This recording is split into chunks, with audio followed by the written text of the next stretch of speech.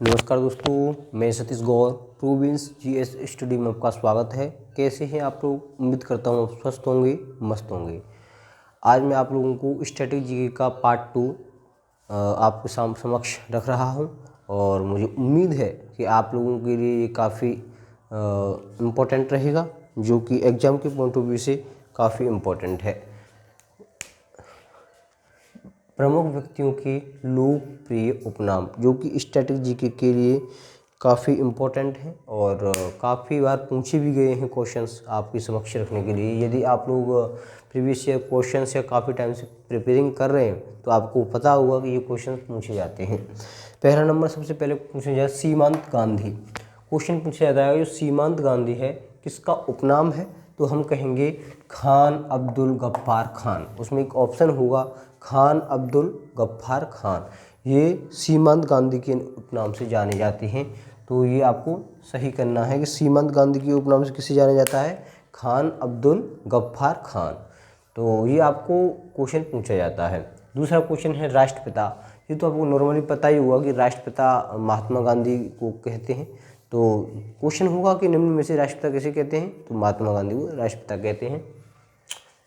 दूसरा क्वेश्चन है वायुव्रत। Most important question है, इसे आप इम्पोर्टेंट लिख लें क्योंकि इसे कई बार एग्जाम्स में पूछा गया है। जितनी बार आप इम्पोर्टेंट लिखें उतना ही कम है, क्योंकि क्वेश्चन पूछा जाता है कि निम्न में से किसी वायुव्रत पुरुष कहते हैं, तो उसमें एक ऑप्शन होता है दादा भाई नौरोजी। क्या होता है? दादा भाई नौरोजी। तो वायुव्रत पुरुष, देखो इसमें से ट्रिक लग सकती है। वायुव्रत, यहाँ से देखो वायुव्रत, वृद्ध माने बुजुर्ग। बुजुर्ग जब बुजुर्ग हो जाते हैं उनसे हम क्या कहते हैं? दादा कहते हैं। क्या कहते हैं? दादा। क्या कहते हैं? दादा।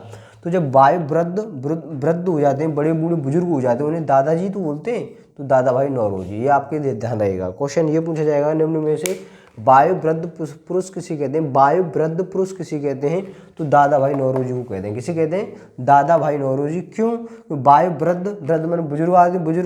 बुजुर्ग आदमी को क्या कहते हैं? दादाजी तो कहेंगे। जब हमारे दादाजी बुजुर्ग हो जाते हैं या जब कोई व्यक्ति बुजुर्ग हो जाता है उन्हें दादाजी कहते हैं। क्वेश्चन नंबर 2 लौह पुरुष। सरदार वल्लभ भाई पटेल। देखिए लौह पुरुष की ट्रिक है सरदार वल्लभ भाई पटेल। इसकी ट्रिक बना लेते हैं हम। देखो जो सरदार होते हैं ना, सरदार, तो वो एकदम लोहा की तरह एकदम मजबूत होते हैं। क्या होते हैं? लोहा की तरह मजबूत होते हैं। तो उन्हें हम क्या कह सकते हैं? लौह पुरुष कह सकते हैं। सरदार वल्लभ भाई पटेल क्या है? एक लौह पुरुष के नाम से जाने जाते हैं। इनकी गुजरात में स्टैचू ऑफ लिबर्टी के नाम से, कुछ ऐसे ही नाम से एक मूर्ति भी बनाई गई है, जो मोस्ट इम्पोर्टेंट है, सरदार वल्लभ भाई पटेल। तो लौह पुरुष के नाम से किसे जाना जाता है?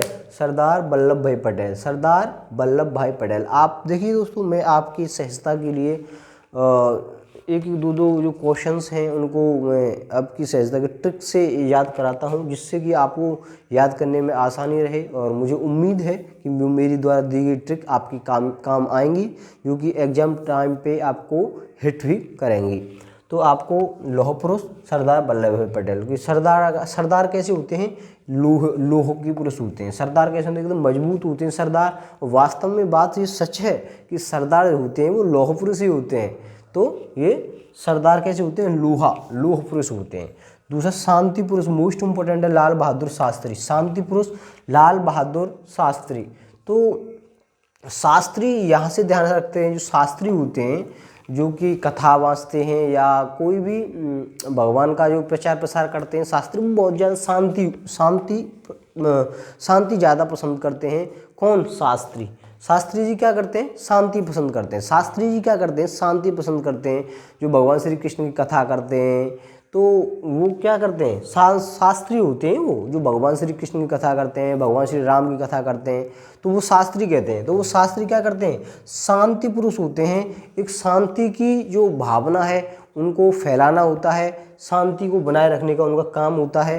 तो उनके जो मन मस्तिष्क में होती है, शास्त्री की में क्या होती है? शांति। शास्त्री, सा से शास्त्री और सा से शांति, वही वाला सा है, शास्त्री और शांति। आप ध्यान रख सकते हैं, शास्त्री, ये शास्त्री और ये शांति। तो शांति घाट ऐसे करके आप याद कर सकते हैं। ठीक है, शास्त्री शांति, यानी शास्त्री जो कथावाचक होते हैं, वो शास्त्री होते हैं। उनके मन में बहुत ज़्यादा शांति होती है। उसके बाद में हमारा पंजाब केसरी लाला लाजपत राय।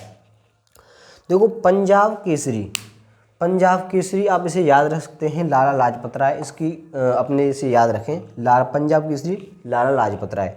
उसके बाद में बंगाल केसरी आशुतोष मुखर्जी। देखो ये क्वेश्चन भी मोस्ट इंपॉर्टेंट है पंजाब केसरी वाला, और उसके बाद में बंगाल केसरी, ये भी आपका मोस्ट इंपॉर्टेंट है, आप इन्हें ध्यान रखें। पंजाब केसरी किसे कहते हैं? लाला लाजपत राय को। पंजाब केसरी किसे कहते हैं? लाला लाजपत राय को। और बंगाल केसरी आशुतोष मुखर्जी को। ये इंपॉर्टेंट है। हालांकि मोस्ट इंपॉर्टेंट क्वेश्चन मैंने आपके समक्ष सभी मोस्ट इंपॉर्टेंट क्वेश्चन है, क्योंकि एग्जाम के पॉइंट ऑफ व्यू को देखते हुए मैंने आपको मोस्ट क्वेश्चंस रखे जो कि आपको एग्जाम पॉइंट ऑफ व्यू पे काफ़ी हिट करेगा। तो आशुतोष मुखर्जी आप ध्यान रखें। बिहार केसरी का भी पूछ लिया जाता है, डॉक्टर श्री कृष्ण सिंह। बिहार केसरी डॉक्टर श्री कृष्ण सिंह। बिहार तो बिहार केसरी कैसे याद रखेंगे? बिहार बी को हटा दो आप, हार नहीं मान सकते कौन? कृष्ण भगवान। देखो इसको यहाँ ब्रेक कर लेते हैं, यहाँ हार रह जाएगी। हार कौन नहीं मानते? कृष्ण भगवान कभी हार नहीं मान सकते। तो हार कौन नहीं मानते? कृष्ण सिंह। उसमें उसके बाद है बंगबंधु, मोस्ट इंपॉर्टेंट क्वेश्चन है बंगबंधु, मोस्ट इंपॉर्टेंट, इसे मोस्ट की श्रेणी में रखें। बंगबंधु शेख मुजीबर रहमान। शेख मुजीबर रहमान, ये क्या है? बंगबंधु के उपनाम से जाने जाते हैं, शेख मुजीबर रहमान। शेख मुजीबर रहमान, आप 2 से 3 बार याद करें, आपको याद रह जाएगा। बंगबंधु शेख मुजीबर रहमान, तो ऐसे याद करें। बंग से स्टार्ट ये हो रहा है, बर रहमान बाश ये है, तो बर रहमान से याद करें। शेख आप ऐसे याद कर सकते हैं, बंगबंधु शेख मुजीबर रहमान। उसके बाद देशबंधु, मोस्ट इंपॉर्टेंट क्वेश्चन है देशबंधु चित्तरंजन दास। ये आपको ज़्यादातर यही क्वेश्चन पूछने की संभावना होती है। एक ये और 4 से ये सभी क्वेश्चंस 10 क्वेश्चंस रखे हैं आपके प्रीवियस, लेकिन इनमें से ज़्यादातर क्वेश्चन पूछे ही जाते हैं। तो देशबंधु किसे कहते हैं? चित्तरंजन दास को। देशबंधु चित्तरंजन दास, तो आपको ध्यान रखना होगा देशबंधु किसे कहते हैं? चित्तरंजन दास को। तो दोस्तों आपके सामने ये मैंने क्वेश्चंस रखे हैं, मोस्ट रखे हैं, इसे आप हाईलाइट करें। ये आपको क्वेश्चन पूछा ही जा सकता है कि निम्न में से देशबंधु किसे कहते हैं? तो चित्तरंजन दास की कोई ट्रिक की मैं बात करूँ तो इसकी ऐसी कोई खास ट्रिक नहीं है, लेकिन आप उसे याद जरूर कर सकते हैं। मैंने आपको 8 से 10 क्वेश्चंस रखे काफ़ी शॉर्ट टाइम में, और मैं चाहता हूं कि आप लोगों को बिना रटे हुए आपको याद हो, और ऐसे ही मैं बीच बीच में आपके लिए ट्रिक बना देता हूं, जिससे कि आपको याद करने में काफ़ी आसानी हो। तो दोस्तों मेरी बनाई हुई वीडियो आपको कैसी लगी? लाइक, कमेंट और सब्सक्राइब जरूर करें। धन्यवाद।